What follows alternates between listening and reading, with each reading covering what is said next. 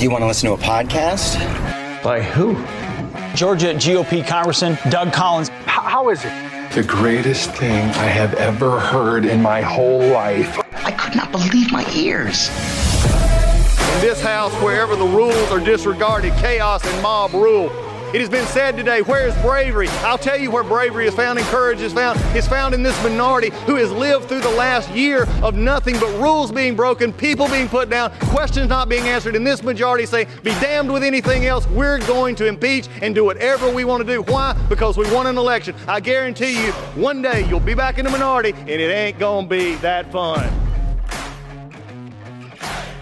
All right, everybody, welcome back to the podcast. Glad to have you with us today, Monday, starting off another week. Lots of stuff going on. We want to, just hit with politics. I've told you it's going to be the longest 7 months of your life. So if you haven't strapped in for that idea yet of the presidential campaign, you need to strap into it. We're going to talk about some presidential stuff here today. We're going to talk about the bloodbath episode, which has become, just blown so far out of proportion that the liberal media believes that they can just continually, palpably lie to people and that nobody's going to call them on it. I mean, it's just freaking amazing on that.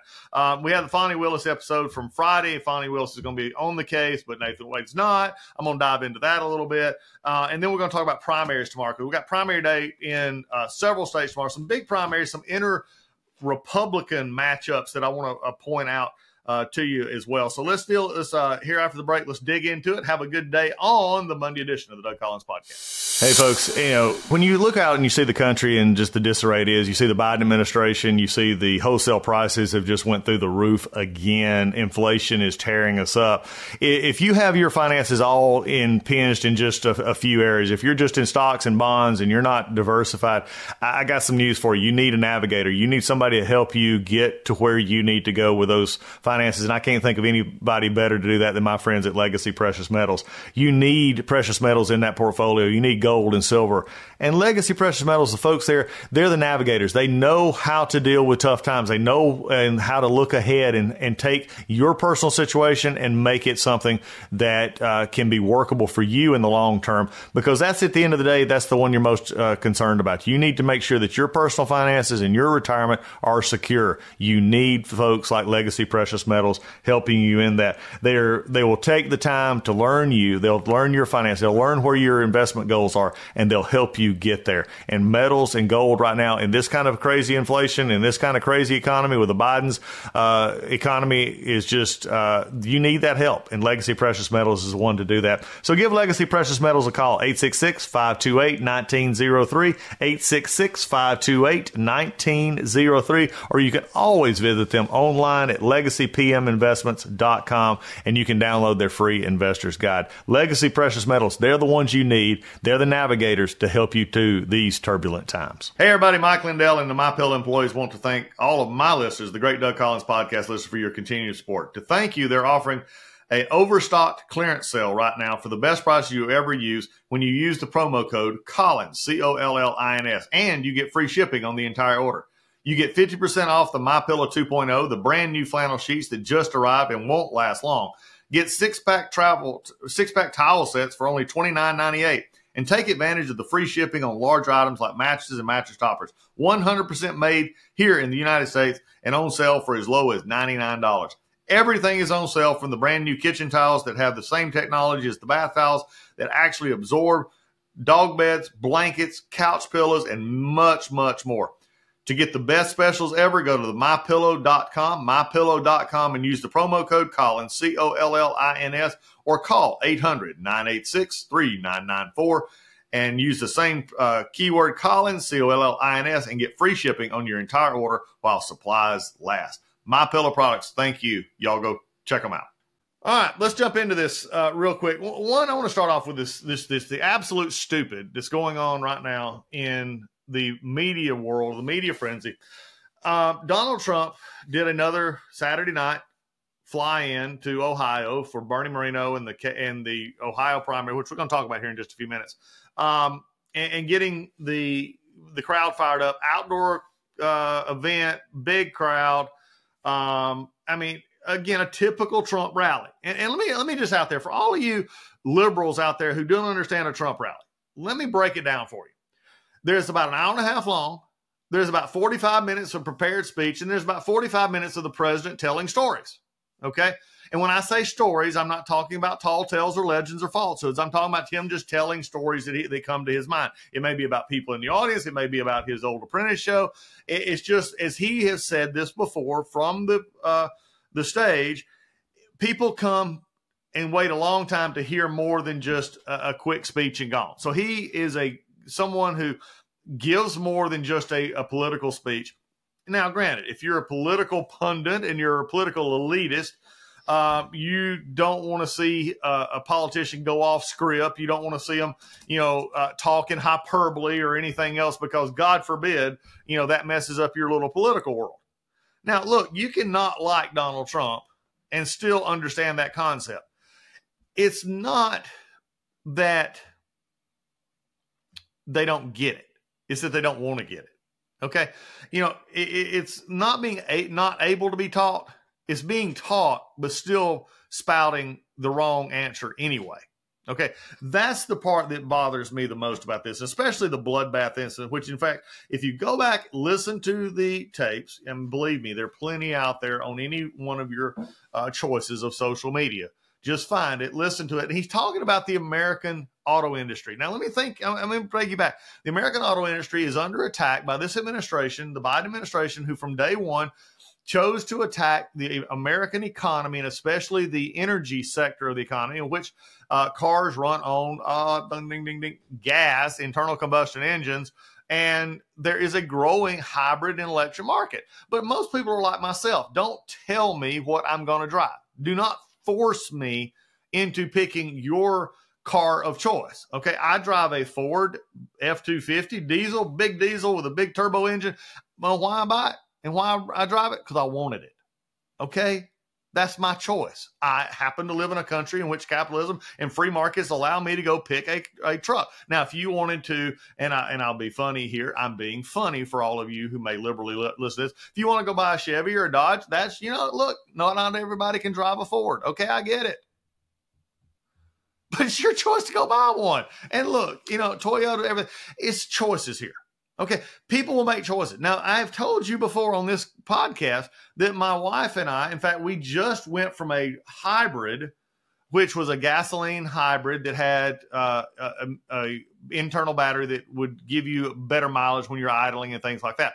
We sold that vehicle and bought a plug-in hybrid for my wife. And it's a one in which she gets around the community here. She plugs it in. She gets about 30, 40 miles of run out of the all-electric part, which covers most anything she does during the day going into town, because we don't live that far from town. And it has a very small gas tank, which I don't like personally when we take it further out of town. But, we save and we buy maybe a tank of gas a month for that car, especially if we're just in town. Maybe. We may even get longer than 6 weeks out of a tank because we're using the electricity. We like it. Okay, I'm not bad about trying to find alternative vehicles or alternative engines to do things that we can do. I believe personally that probably for the last number of years, 40 years, there's been other proposals for engines and propulsion systems for cars that have probably been ignored because it's much easier just to build the internal combustion engine. I get it.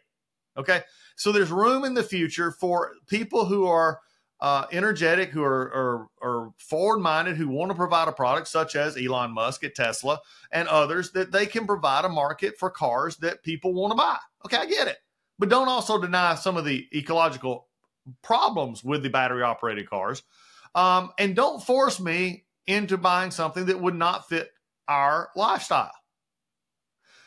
Biden administration chose to do that from day one. They chose to attack our energy complex. They chose to attack natural gas. They chose to attack fossil fuels for our engines. And they have been going after coal-fired plants. There's a lot going on here. So I say all of that to get you into the perspective of understanding that the speech on Saturday, which this is a big difference. So you're going to get a little political here as well as a speech. The difference in this campaign, and I've been talking about this,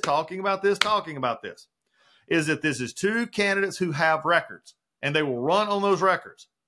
Donald Trump will run on his record in the White House. And now the left will try to make it all about Mueller, all about Russia collusion, all about everything else except tax cuts that actually cut taxes for people under 200,000, and actually those over 250,000 actually ended up paying more in this. That's just been, there's nobody paid more under 250,000. It just didn't happen. That's been budgetarily proven as we go. It increased business. It increased small business purchasing power and capital improvements. It did a lot of things. He kept by the time he left office, 2019, 2020, the borders crossings were at their lowest they've been in years. There was no wars. There was the aspect of keeping North Korea in check, China in check. We passed a trade deals. These are things that Donald Trump can run on. Now, Joe Biden will try to run on spending more money, and this is my spin on it, and I'm giving you that. Yes, he spent more money in COVID relief, which caused the recession that he's now trying to fix because he caused it in the start. Now he's trying to put something, you get it. See, that's about like a Joe Biden speech. Well, I put money in, I caused inflation, now I'm putting something in to fix inflation, then I'm going to tell everybody else in America that, oh, by the way, I fixed inflation. Well, you can't fix something truly if you started it. Okay, that's like starting a fire in my front yard, putting it out and calling myself a fireman. Okay, I can't do that. Come on. But that's Joe Biden. He'll run on that. He'll run on the CHIPS Act. He'll run on the Infrastructure Act, which basically implemented most of the new Green Deal. Thank you, Joe Manchin, the Build Back Better kind of stuff. So those are the campaigns he's going to run. He's also going to have to run on the fact that he lost 13 soldiers in Afghanistan and absolutely botched a draw. He's going to have to run on the fact that Russia invaded Ukraine. He's going to have to run on the fact that now he's isolated our most valuable ally in the Middle East, Israel, by basically blaming them in many ways, even overtly, to stop attacking Hamas, who brutally attacked them on October 7th. These are all fair game for an election. If you don't understand that and you don't like that, I'm sorry, can't help you. Call somebody else. Okay, go to one of the liberal podcasts that make you feel good about yourself, or go to a conservative podcast that you just like to rail and shout at the moon. I ain't doing that. I'm just going to tell you what's honest. And the honesty of this election is that you're going to have to provide this contrast. Donald Trump understands that the auto industry is in deep hurt right now over this move and these mandates that are popping up on the electrical vehicle front. You know why? Because they're building them and nobody wants them. The Hertz car rental company CEO just stepped down. Why? Because he made a major investment into EV cars and found out nobody wanted to rent them. And they had to dump 20,000 of their cars that were EV because nobody wanted to rent them and nobody wanted to buy them. You don't think this is a matter of true business? And it is. You see it. I say this. Build the car like a Tesla. Build the cars that people want and they'll buy them. And don't tell me that you're going to mandate it by 2030 or 2035 because you don't have the electrical system to do it. The grid is not there. And in the infrastructure or building power plants and generating facilities, you can't put enough windmills and solar panels out there to do this, to provide enough energy. You can't. They're all part of an integrated mix. The Democrats want it all, and it doesn't work.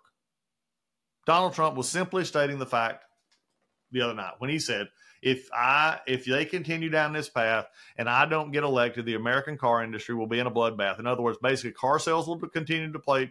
General Motors, Ford, the rest will not have the market to sell. And especially with the extractions that the union have gotten over the last little bit on these dealers, these manufacturers, they can't afford to put a car in the marketplace for what we're seeing come from overseas. They just can't.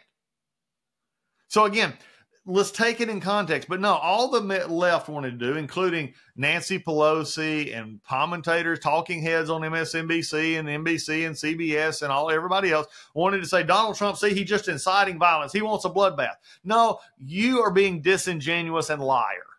That was not what he said. He said it about the industry in which there would be a bloodbath in the industry of automobiles if you elected Joe Biden again. Why? Because sales wouldn't be there. People would lose jobs, which you don't obviously seem to be concerned about. And that is the real answer. So please, if you're a liberal pundit trying to sell this on the American people, shut up.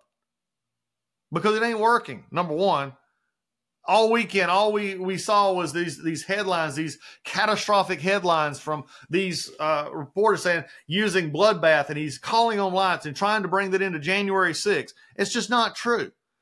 Democrats keep running on this big picture that democracy is the one that's in shambles, and y'all are the only protectors of it. When you try and damage free speech, when you try to go after your political opponents, when you don't follow the rules, as I watched and saw in Congress when I was there, when you tried to impeach Donald Trump for nothing, and when you went after Mueller report and tried to make it something it wasn't, when you just continue to lambast the rules to get your way, I don't want to hear about your moral turpitude. I don't want to hear the fact that you talk about questioning the results of an election, honest questions about why are there more people registered in Fulton County, Georgia than there are age of registered voters. Why is that true? Why is that in Michigan? Why is this other places? Why are they not keeping the rolls together?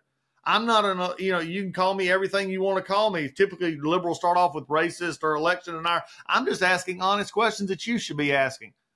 Because you then can go back and ask Stacey Abrams here in Georgia why she never really wanted to concede the election, because she said it was stolen from her, basically implied that votes were suppressed for her. And you had Jamie Raskin, who becomes the moral virtue of the January 6th committee. One of his very first speeches on the floor of the House was contesting the Electoral College in 2017 January. Look it up. So, yeah, I'm a little fired up about this. I'm just frustrated with it. It's a load of hogwash.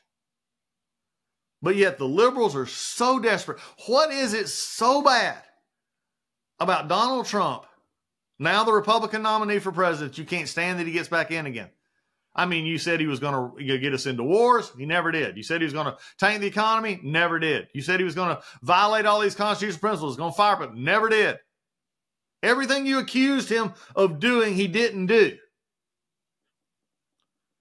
Except put this country on a path of prosperity, putting America first, which means we simply look out for America because and I've said this before ad nauseum, Donald Trump said he put America first because he said other countries put their country first. And that's the way it should be. If we're negotiating with Great Britain, I would expect them to have pride in their country, to put their interest at least out there first so they can negotiate with America or any other country. That's just the way you do it. Not in the liberal mindset, because too many times you watch the liberals apologize for the wealth and the growth of America.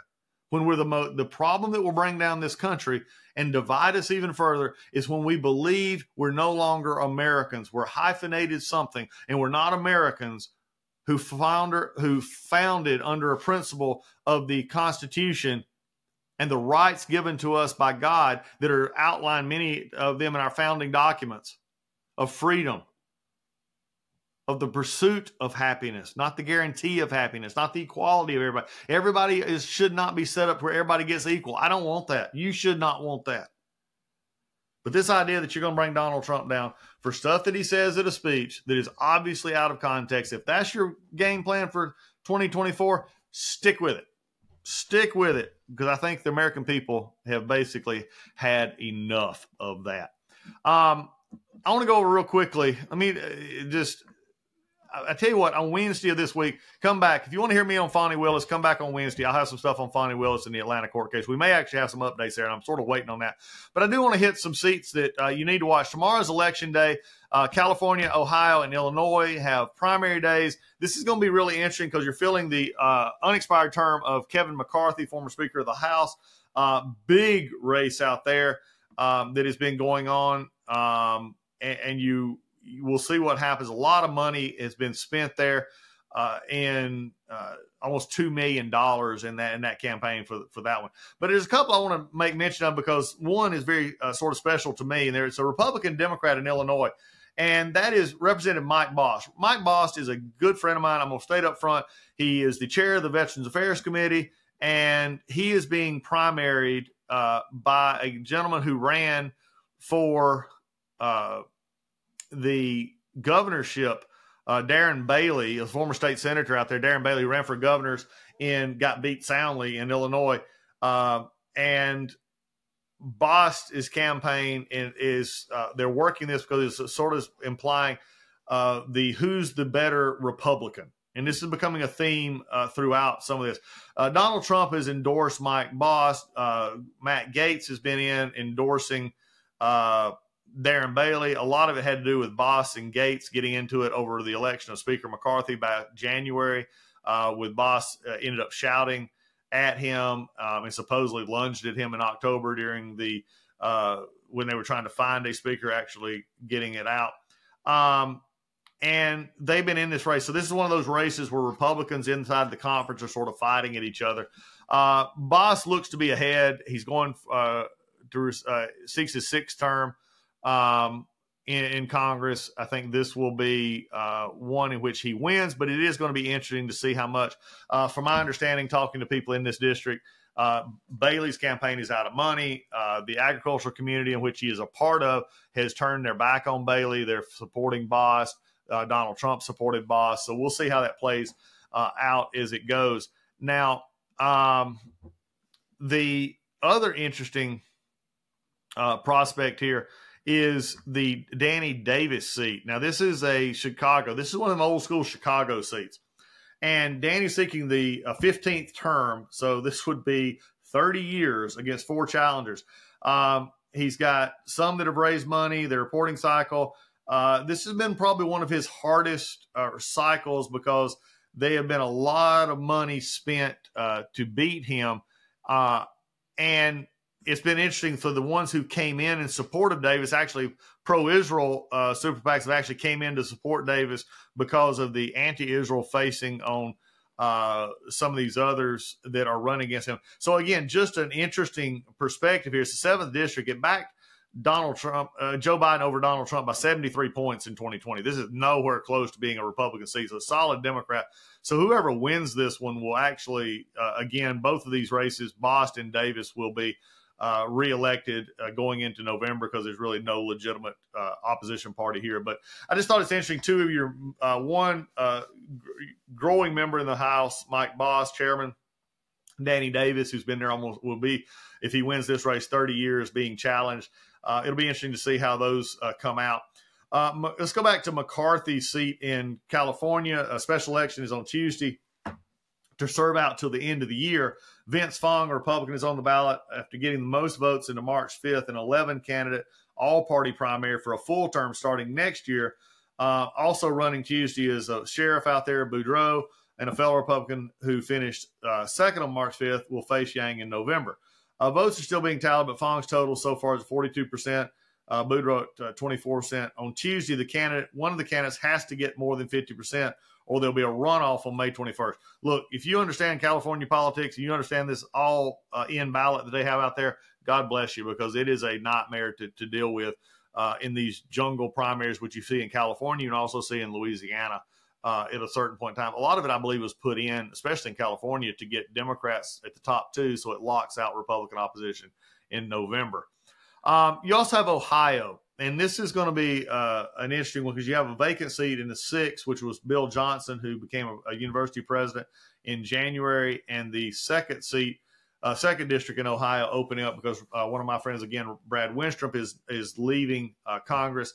The 2nd district and the 6th district are both solid Republicans. It's just going to be an interesting term to see who wins in those 2 seats as it goes forward. Back and forth. But the big one really in the Ohio race is the Senate race right now. And that's going to be an interesting backing up because you have Moreno, who has been endorsed by Donald Trump, and you got the other races. That has come down to a really bitter race here at the end. So again, I'm not going to dive in deep on these races in depth. You can check this out, but I just want to let you know this is probably the only real test in many of these races, especially those 2 that I brought out in Illinois. This is it. Once their primary is over, they don't have any other races. So if Davis and Bost both win, they're in, or vice versa. If their opponents win, they're guaranteed to go to Congress. So just pointing this out as we go forward. I'm going to speak a little bit more later in these primaries as they continue to go away. You still got the Texas runoffs, which are in May. which will, especially in the state house, state Senate seats out in Texas, is really interesting because you had a lot of incumbents either lose or get forced into runoffs in these districts. And we're talking many-year incumbents because of the issue of school choice. You don't think school choice is an issue? Greg Abbott made it an issue. The governor out there made it an issue into these campaigns, and I think that is going to show some weight in areas like I hope Georgia passes a little bit further step towards school choice. It's not where it needs to be, but it's getting closer. That's a good thing. You're seeing it go in other states like Oklahoma and other places. This is becoming more and more of an issue. So it's becoming more and more of a bipartisan issue because every parent wants to be able to send their student and their child to the best place that they can get an education. So these are all lining up issues. Again, it still amazes me that the Democratic Party is still focused on the issues that no polling or anything shows matters at this point. Abortion maybe is their strongest element that they're having, especially if you have Republicans who don't know how to stand up to it. So these are all things that you got to look at moving forward. But tomorrow, big primary day. Again, presidential primary is over. Biden and Trump, talked about that earlier. But the individual state elections are still out there for us. So with that, have a great Monday, and we'll see you again soon.